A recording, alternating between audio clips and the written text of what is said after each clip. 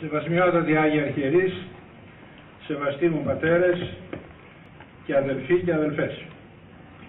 Στα μεγάλα ανθρωπολογικά ερωτήματα προσπάθησαν να δώσουν απαντήσεις οι διάφορες φιλοσοφίες και θρησκείες. Η καταγωγή και ο προορισμός του ανθρώπου, οι γνώσεις του Θεού, η ελευθερία του ανθρώπου, το καλό και το κακό, ο θάνατος, είναι ορισμένα από αυτά. Η ελληνική μυθολογία και η αρχαία τραγωδία είναι κλασικά παραδείγματα προσπαθίας να δοθεί απάντηση στα ερωτήματα αυτά. Η ευρωπαϊκή φιλοσοφία των τελευταίων αιώνων και η σύγχρονη επιστημονική και τεχνολογική εξέλιξη αποτελούν κατά βάθος αναζητήσεις που σκοπεύουν στη λύση αυτών των προβλημάτων. Ο άνθρωπος σήμερα ευρίσκεται όσο ποτέ άλλοτε μπροστά σε κέρια κοινωνικά προβλήματα τα οποία απαιτούν λύσεις εάν θέλει να συνεχίσει να ζει επάνω στον πλανήτη ως άνθρωπος. Οι ορθές λύσεις σε όλα τα βασικά προβλήματα που αντιμετωπίζουν οι κοινωνίες μας προϋποθέτουν ορθές απαντήσεις στα ανθρωπολογικά ερωτήματα που ευρίσκονται στη βάση τους. Η ορθόδοξο χριστιανική μας παράδοση προβάλλει τον κενό εν Χριστώ άνθρωπο ως πρωταρχικό παράγοντα και μάλιστα τον μόνο ασφαλή και αλάνθαστο για την επίλυσή τους. Ορισμένες νήξεις στα πλαίσια μιας συντόμου εισηγήσεως περί του ποιος είναι ο κενός εν Χριστώ άνθρωπος και με ποιο τρόπο επιτελεί το καθοριστικά σωτήριο για την ανθρωπότητα έργο του, σκοπεύει να δώσει συν Θεό παρακατιών ο λόγος. Ποιος ο κενός εν Χριστώ άνθρωπος? Ο κενός άνθρωπος είναι δώρον του Θεανθρώπου Κυρίου μας Ιησού Χριστού προς τον κόσμο. Από την αρρωστημένη ρίζα του παλαιού Αδάμ δεν μπορούσε να βλαστήσει ο κενός άνθρωπος. Χρειάζεται νέα ρίζα, νέος Αδάμ, ο Θεάνθρωπος Χριστός. Από τη νέα αυτή ρίζα ευλάστησε ο κενός άνθρωπος και η κενή κτήσης. Ο ευσεβής και δίκαιος άνθρωπος της Παλαιάς Διαθήκης ή ο καλός και αγαθός των αρχαίων Ελλήνων δεν είναι ο κενός άνθρωπος. Χωρίς τη σάρπωση του λόγου, το σταυρικό του θάνατο, την Ανάσταση του και την έκχυση του Παναγίου του Πνεύματος, η ανακαίνιση του ανθρώπου θα ήταν ανέφικτος. Εκ της προσωπικής του πείρας, ο Θείος Παύλος θεολογεί ή αγνοείται ότι όσοι ευαπτίστημεν εις Χριστόν Ιησούν εις τον θάνατον αυτού ευαπτίστημεν, συνετάφημενουν αυτό δια του βαπτίσματος των θάνατων, ή να ως περιγέρθη Χριστός εκ νεκρών, δια της δόξης του Πατρός, ούτω και εμείς εν κενώδη της ζωής περιπατήσομεν. Και ήτης εν Χριστώ και νυχτήσεις, τα αρχαία παρήλθεν, ιδού γεύωνε κενά τα πάντα. Τους πρώην αντιμαχωμένους Ιουδαίους και Έλληνας κτίζει ο Χριστός εν εαυτό εις ένα κενόν άνθρωπον, ποιόν ειρήνην. Εν γάρ Χριστό Ιησού, ούτε περιτομή τη ισχύει, ούτε ακροβιστία, αλλά κενή κτήσεις.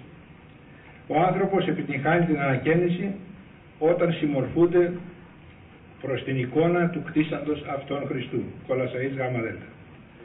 Στο πρόσωπο του Λόγου, ο κενός άνθρωπος ευρίσκεται στην πληρότητά του, μεταδίδον την κενότητα σε όσους ενούνται με ταυτού δια των μυστηρίων και της στηρίσεως των εντολών του. Ο πιστός γίνεται κενός άνθρωπος όχι μόνο ακολουθών το ηθικό πρότυπο του Χριστού, αλλά πρωτίστως μετέχων των ακτίστων και θεοποιών ενεργειών του, γινόμενος θείας κοινωνός φύσεως. Η κενή ζωή του πιστού είναι η θέωση. Κενοί άνθρωποι είναι οι τεθεωμένοι άνθρωποι και η προκοπή στην ανακαίνιση είναι προκοπή στη θέωση. Η Θεοτόκος ως κατεξοχήν κενός άνθρωπος και το πρόβλημα της ελευθερίας. Πρώτη στο χορό των κενών και θεωμένων ανθρώπων ευρίσκεται η αϊπάρθενος Μαρία. Δεν είναι τυχαίο ότι οι μεγάλοι θεολόγοι του 14ου αιώνα, Άγιοι Γρηγόριος ο Παλαμάς και Νικόλαος Καβάσιλας, απήντησαν στα ανθρωπολογικά ερωτήματα της εποχής των, όχι με ιδέες, αλλά με το πρόσωπο της Θεοτόκου Μαρίας. Η προσφορά της Θεοτόκου ως του κατεξοχήν κενού ανθρώπου και της πρώτης των ελυτρωμένων και θεοθέντων στην ανθρωπότητα είναι μοναδική. Επαναπροσανατόλισε την ελευθερία μας στο Θεό, δείχνοντας ότι η ελευθερία μας δεν μπορεί να έχει ως κέντρο και πηγή της την κτιστή πεπτοκυή ανθρωπίνη θέληση, αλλά την άκτιστο θεία θέληση από την οποία και πηγάζει. Η Εύα με την ανυπακοή της οδήγησε στην αυτονόμηση της ανθρωπίνης ελευθερίας και στην τραγωδία της πτώσεως.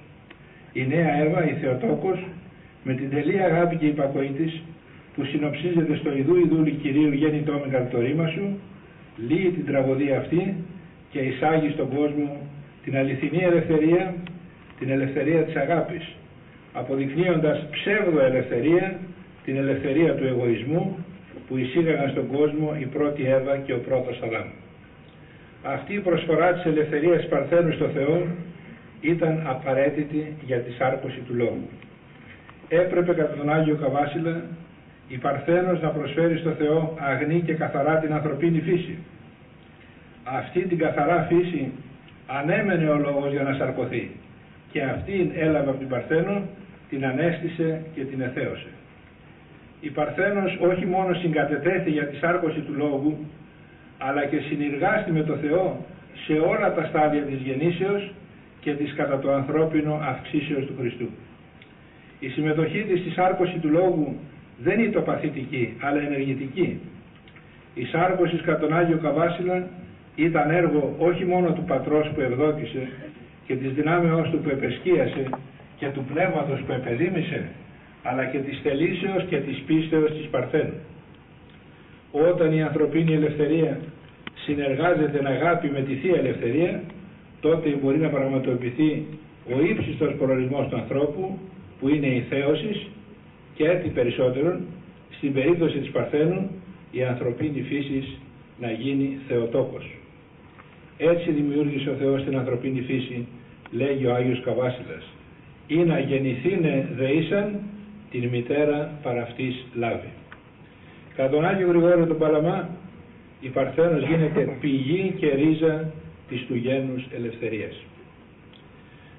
Η γνώση του Θεού ως ανθρωπολογικό ερώτημα και η απάντηση των Αγίων Πατέρων. Το πρόβλημα της γνώσης του Θεού απεισχόλησε επίσης τους φιλοσόφους και θεολόγους του 14ου αιώνα. Η άποψη των ουμανιστών με επικεφαλής τον Βαρλάμ ήτο ότι δια των συλλογισμών και της φιλοσοφίας ο άνθρωπος μπορεί να γνωρίσει το Θεό και να αποκαταστήσει κοινωνία μαζί του. Στην ανθρωποκεντρική αυτή οδό, ο Άγιος Γρηγόριος ο Παλαμάς αντέταξε την ορθόδοξο θέα ανθρωποκεντρική ησυχαστική οδό. Όχι ο σοφός, αλλά ο καθαρθής αυταπάθη άνθρωπος, ο νοερός και καρδιακός προσευχόμενος και μετέχων στα Άγια Μυστήρια, μπορεί να γνωρίσει τον Θεό και να λάβει εμπειρία των ακτίστων θείων ενεργειών, υψής στη μορφή της οποίας είναι η θέα του ακτίστου φωτός. Κατά τον Άγιο Γρηγόριο τον Παλαμά, την οδό αυτή βάδισε πρώτη η Παρθένος Μαρία. Ο κενός εν Χριστώ άνθρωπος ως αληθινό πρόσωπο. Οι σκέψεις των προμνημονευτέντων Αγίων Θεολόγων να επισημάνουν στο πρόσωπο της Θεοτόκου τη λύση των ανθρωπολογικών αιτημάτων αποδεικνύει ότι οι ιεροί αυτοί άνδρες τιμούσαν ιδιαίτερα τον άνθρωπο ως δημιούργημα κατ' εικόνα Θεού ή, για να το πούμε με επίκαιρη ορολογία, τιμούσαν το ανθρώπινο πρόσωπο. Το θέμα του προσώπου απασχολεί ιδιαίτερα σήμερα τη φιλοσοφία και τη θεολογία. Με τις εργότες προσπάθειες ερμηνείας του χαρακτήρου του προσώπου, υποθέτω ότι επιδιώκεται η κάλυψη του κενού που αισθάνεται ο σύγχρονος άνθρωπος και αναζητείται η εμπολής απολεστής αδυνατότης αληθούς κοινωνίας του με το Θεό και τον συνάνθρωπο. Παλαιότερα, όταν οι κοινωνίες μας είχαν έντονο εκκλησιαστικό χαρακτήρα, οι χριστιανοί μας, ζώντες στην κοινωνία με τον Θεό και τον συνάνθρωπο στο σώμα του Χριστού την Εκκλησία, υπερέβαιναν τα προσωπία και απλά και ταπεινά πραγματοποιούσαν τα ανθρώπινα πρόσωπά τους χωρίς να φιλοσοφούν και θεολογούν περί προσώπου. Σήμερα ομιλούμε περί προσώπου. Δεν γνωρίζω όμως πόσο αγωνιζόμεθα για να λειτουργούμε ως πρόσωπα αναγόμενοι εκ του κατοικώνα προς το παθομοίωση. Στις αξιόλογες περί προσώπου ερμηνείες ορθοδόξων θεολόγων, τις οποίες δεν μπορώ εδώ να αναφέρω, θα ήθελα να προσθέσω ορισμένες ταπεινές σκέψεις. Έχει γράψει ο Σεβασμιότατος Άβυλος Ναπάκτου ένα ωραίο βιβλίο, στο οποίο σας παραπέμπω περί προσώπου. Φορείς αυθεντικών προσώπων είναι οι καινοί εν Χριστώ άνθρωποι. Εις εξ αυτών, ο μακαριστός Αγιορείτης Γέροντας πατήρ Σοφρόνιος Σαχάροφ διατύπωσε από την ειδική του πείρα πατερικού ύψους διδασκαλία περί προσώπου.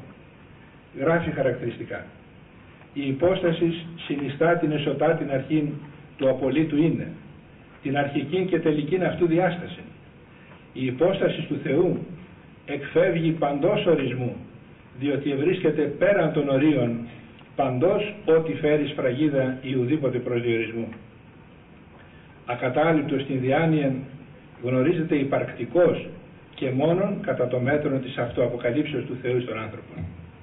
Εν το ανθρώπος αυτός, τη εικόνη του υποστατικού Θεού, η αρχή της υποστάσεως είναι αυτός ο κρυπτός της καρδίας άνθρωπος, εν το αυθάρτο του πραέως και ησυχίου πνεύματος, ο εστίν ενώπιον του Θεού πολυτελές.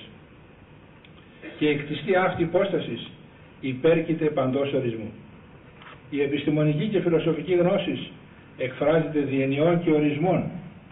Η υπόσταση όμως είναι όν ασύλληπτον στην φιλοσοφική ή την επιστημονική μορφή γνώσεως. Όσο Θεός, ούτω και η ανθρωπίνη υπόσταση μένει έως τέλους αδιαφανής εκ των έξω, εκτός εάν η ιδία αποκαλυφθεί εις ετέραν υπόσταση. Αυτά είναι του πατρός Σοφρονίου.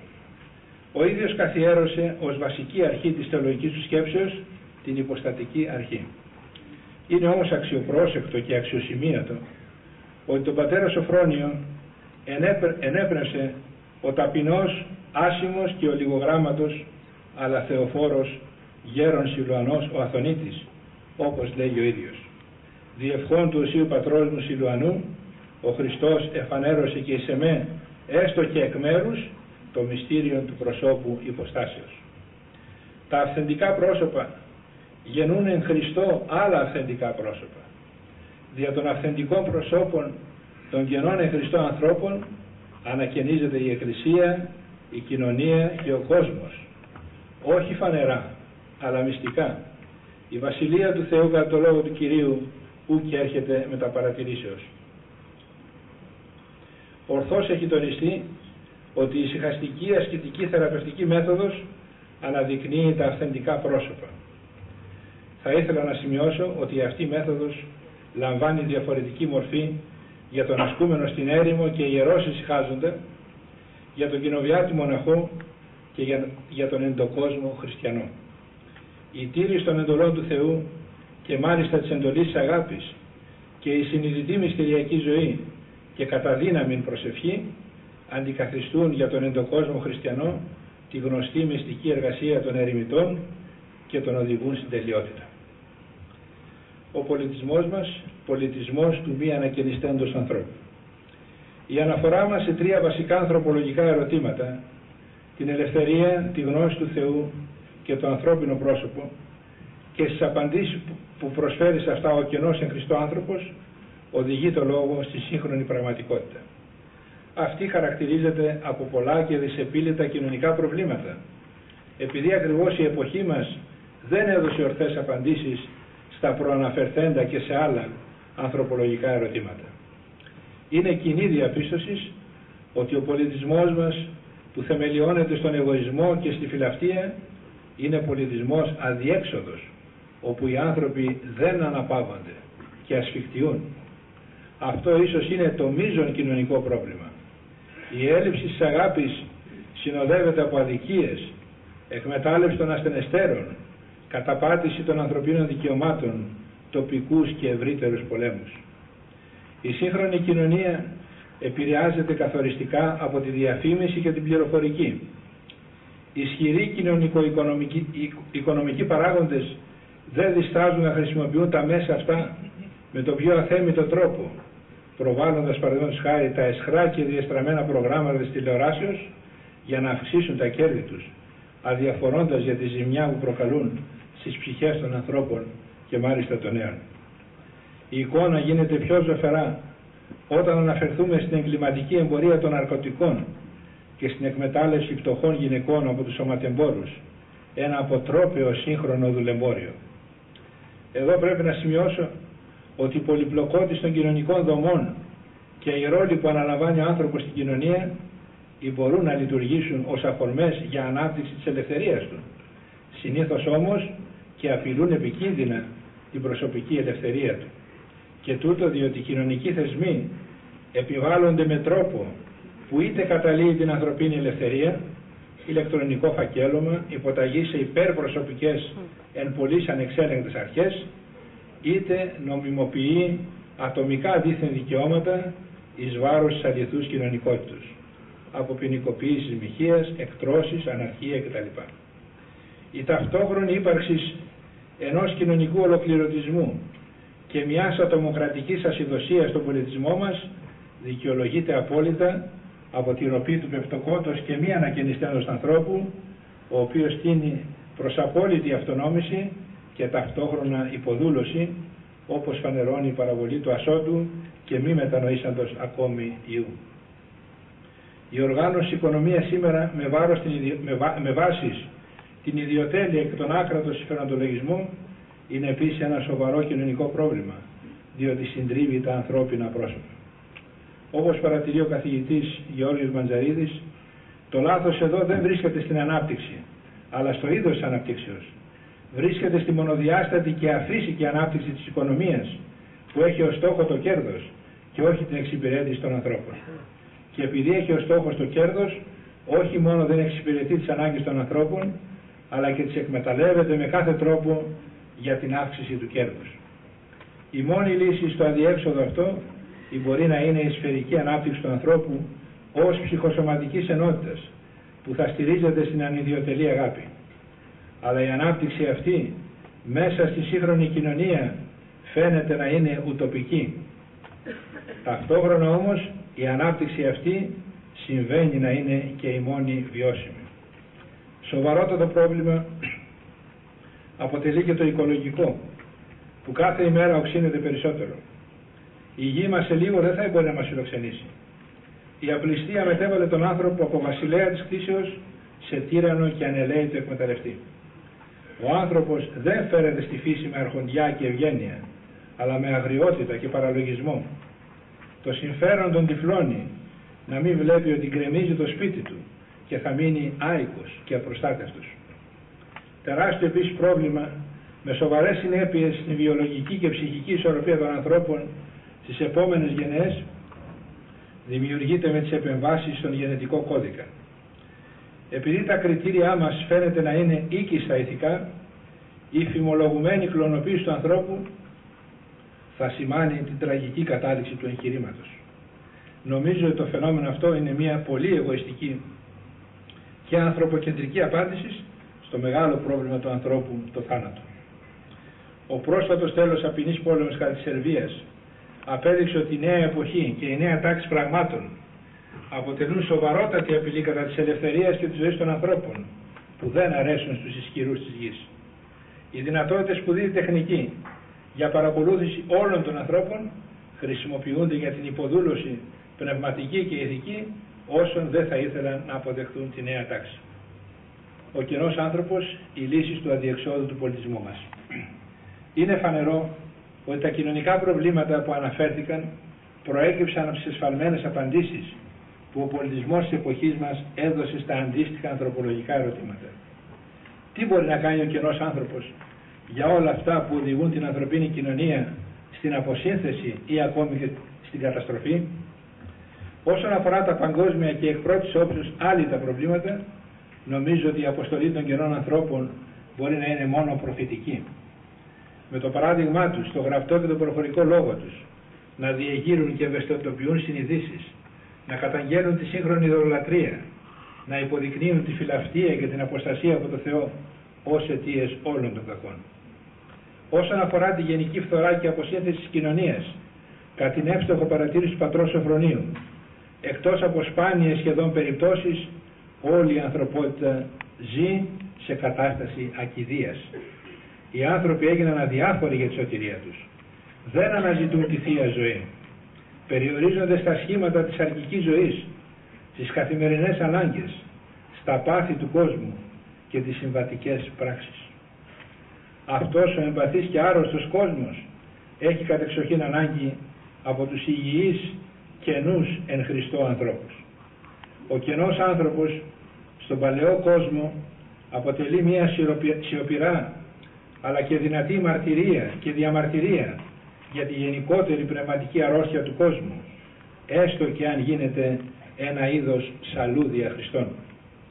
Ο κενός άνθρωπος δείχνει ποιος είναι ο αληθής άνθρωπος. Όταν όλοι είναι άρρωστοι, η αρρώστια θεωρείται υγεία. Αν δεν γνωρίσουν την υγεία, δεν μπορούν οι άνθρωποι να αισθανθούν την αρρώστια τους και να επιδιώξουν τη θεραπεία.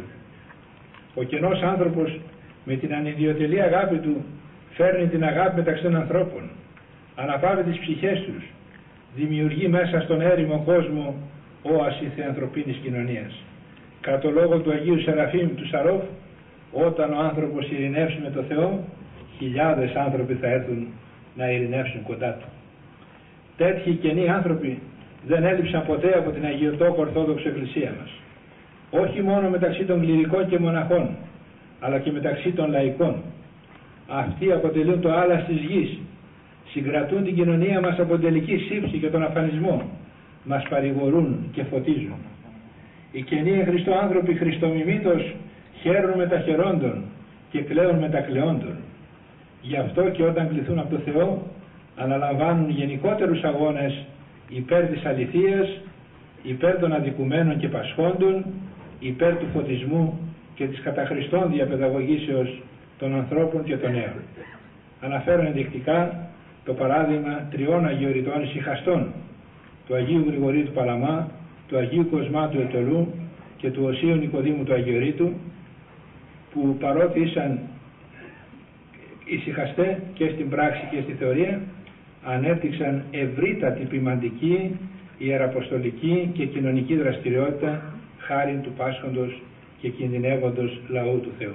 Τελειώνω την εισήγηση αυτή, θα ήθελα να εκφράσω την άποψη ότι οι κενοί εν Χριστώ άνθρωποι δεν αναδεικνύονται απλώς σε κάποιους τομείς ευεργέτατος συνανθρώπων τους, όπως πολλοί άλλοι ίσως καλοπροαίρετοι συνανθρωποί τους, αλλά χειραγωγή των ανθρώπων στη Βασιλεία του Θεού. Οι κενοί εν Χριστώ άνθρωποι μετέχουν των θεοποιών ακτίστων θείων εργειών και μεταδίδουν αυτές στις ταπεινές και δεκτικές ψυχές. Κατά τον Μέγα Φωστήρα της Εκκλησίας, Άγιο Γρηγόριο το Παλαμά, η Θεία Χάρις πρώτα σκηνώνει στις ψυχές των Αγίων και από τις ψυχές τους μεταδίδεται και μένει ανεκφύτητος στα ιερά σώματά τους, στα ιερά τους λείψανα, στους τάφους τους, στους ναούς τους, στις εικόνες τους. Μόνο οι κενοί εν Χριστώ άνθρωποι αγιάζονται και αγιάζουν, καθαίρονται και καθαίρουν, φωτίζονται και φωτίζουν, θεώνονται και θεώνουν. Μόνο οι κενοί εν Χριστώ άνθρωποι μας ανάγουν εκ του είναι στο έφηνε και εκ του έφηνε στο αΐ έφηνε κατά τον Άγιο Μάξιμο τον Ομολογητή. Μόνο οι κενοί εν Χριστώ άνθρωποι ευρίσκουν παρησία στο θρόνο του Θεού και πρεσβεύουν αιωνίως για τους περιλυπωμένους αδελφούς των. Και από την άποψη αυτή είναι όχι απλώς οι πιο αληθινοί ευεργέτες μας, αλλά οι αιώνιοι ευεργέτες μας.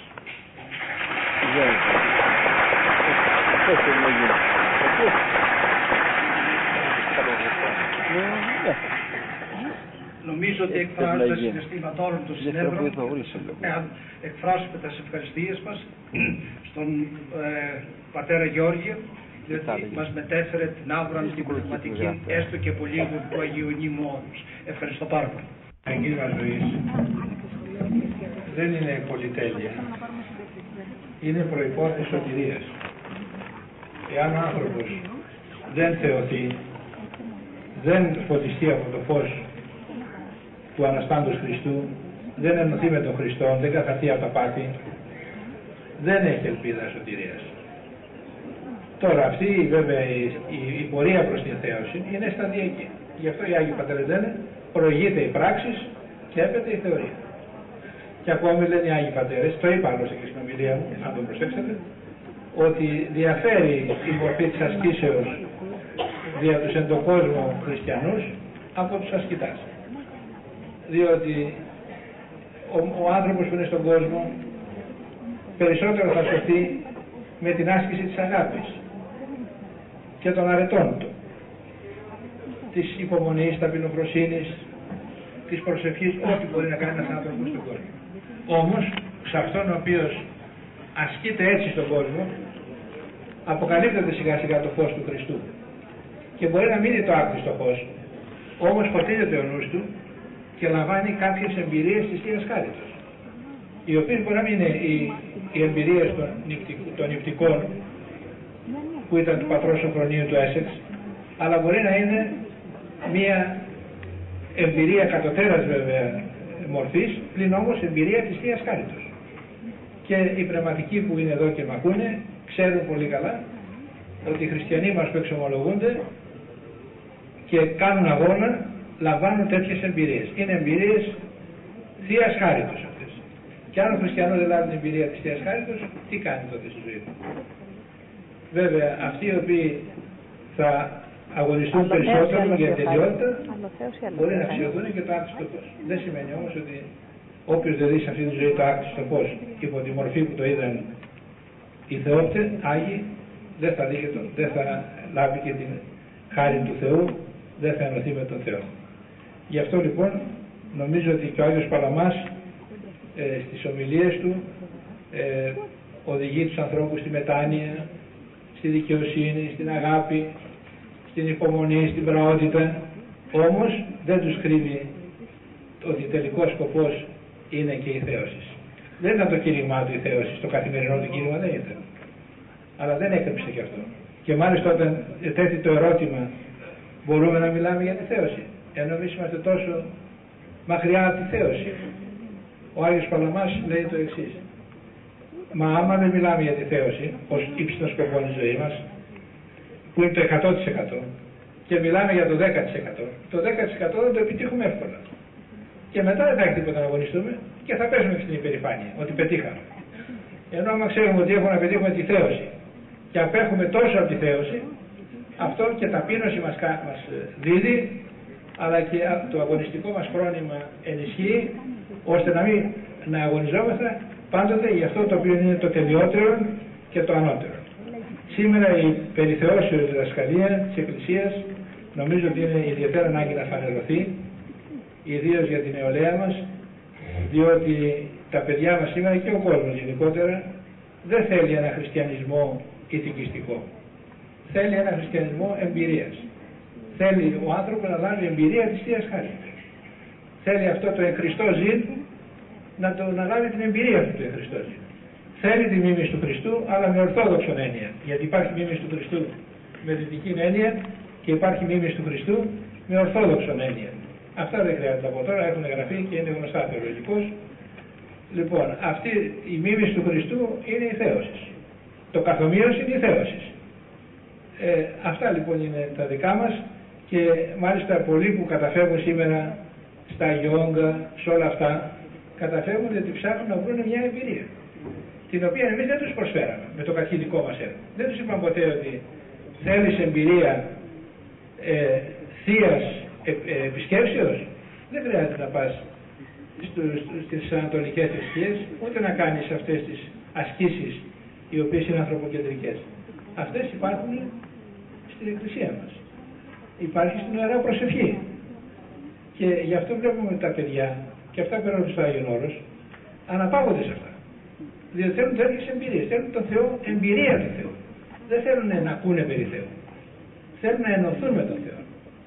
Και αν δεν τους προσφέρουν αυτή την εμπειρία, δεν νομίζω ότι έχει και λόγο υπάρξει στην Εκκλησία να μιλάει μόνο περί Θεού. Και νομίζω εδώ πρέπει να όλοι οι επιμένες Εκκλησίας να προσέξουμε, να λάβουμε εμείς προσωπικώς εμπειρία του Θεού, για να μπορούμε αυτή την εμπειρία να την προσφέρουμε. Και βλέπετε έρχεται ο άνθρωπος και σου λέει: πάτερ, πες μου πώς να προσεύχω. Εάν εγώ δεν ξέρω, δεν έχω καμία εμπειρία προσευχής, τι να του πω τώρα. Και νομίζω ότι αυτή η γραμμή των Αγίων Πατέρων, την οποία πρέπει να ακολουθήσουμε. Και εγώ βέβαια θα ήθελα να εκφράσω κάποια επιφύλαξη για τη θεωρία περί αξιών. Ναι, μεν ο κύριος Χατίδης πιστεύω ότι εννοεί Ορθοδόξους, αλλά νομίζω ότι εάν δεν διευκρινίσουμε το θέμα, κινδυνεύουμε να πέσουμε σε έναν δυτικό τρόπο αναφορά στα πράγματα αυτά, διότι για μας δεν υπάρχουν αξίες αυθύπαρκτες, αλλήμον αν υπάρχουν αξίες αυθύπαρκτες. Για μας υπάρχει ο Χριστός. Ο Χριστός σώζει και όχι αξίες. Και μόνο όταν παραιτηθούμε από όλες τις αξίες του κόσμου για να βρούμε τον Χριστό, που είναι και ο Πολύδημος Μαργαρίτης, τότε σωζόμαστε. Γι' αυτό νομίζω πρέπει με τα πολύ διακρίσεως και προσοχής και διευκρινήσεως να χρησιμοποιούμε τη θεωρία των αξιών που προέρχεται από το γερμανικό ιδεαλισμό και να μην τη μεταφυτεύουμε στον ορθόδοξο χώρο χωρίς τις δέουσες διευκρινήσεις